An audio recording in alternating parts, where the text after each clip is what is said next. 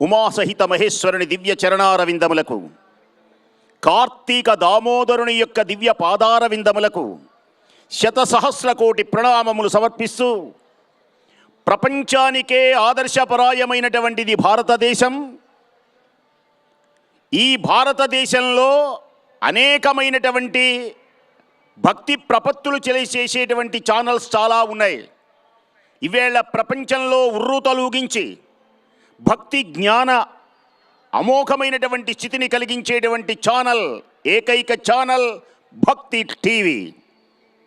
ఇలాంటి టీవీ ద్వారా ఈనాడు అజ్ఞాన అంధకారంలో ఉన్నటువంటి వ్యక్తులను మేలుకొలిపినటువంటి వారిని ఉద్దీపన చేసినటువంటి వారిని చైతన్యాన్ని కలిగించి భక్తి మార్గం వైపు మళ్లిస్తున్నటువంటి నరేంద్ర చౌదరి గారికి, రమాదేవి గారులకు, సమస్తమైనటువంటి ఈ టీవీలో పనిచేసేటువంటి అందరికీ ప్రత్యేక అభినందనల శుభాకాంక్షలు తెలియచేస్తూ, కార్తీక మాసాన్ని ఎందరో ఎన్నో రకాలుగా తెలియచేశారు. అన్ని దేవతలలో గొప్పదైనటువంటి దేవత ఎవరు అంటే అమ్మా. అన్ని మంత్రములలో గొప్పదైనటువంటి మంత్రము ఏది? గాయత్రీ మంత్రం. అన్ని అక్షరములలో ఏ అక్షరము గొప్పది? ఓంకారం గొప్పది. అన్ని యంత్రములలో ఏ యంత్రము గొప్పది?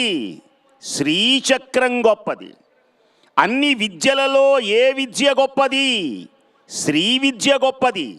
అన్ని మాసములలో ఏ మాసము గొప్పది? కార్తీక మాసం గొప్పది. అన్ని అక్షరములలో గొప్పదైనటువంటి అక్షరం, పవిత్రమైనటువంటి అక్షరం ఓంకారం. ఓంకారం, ఓంకారం. అందరూ ఒక్కసారి చేతులు పైకి ఎత్తి ఓం. ఓంకారం. ఓంకారాన్ని మించినటువంటి అక్షరము లేదు. దేనికని ఓంకారమునకు ఇంతటి శక్తి కలిగింది? శివమహాపురాణంలో అత్యద్భుతంగా వ్యాసుల వారు రచించారు. ఓంకారానికి ఇంతటి మహిమ కలగడానికి కారణం, ఆ ఓంకారంలో 5 తత్వములు నిక్షిప్తము చేయబడి ఉంటాయి. ఆ 5 తత్వములే పరమేశ్వరుని యొక్క దివ్యమైనటువంటి పంచతత్వములు.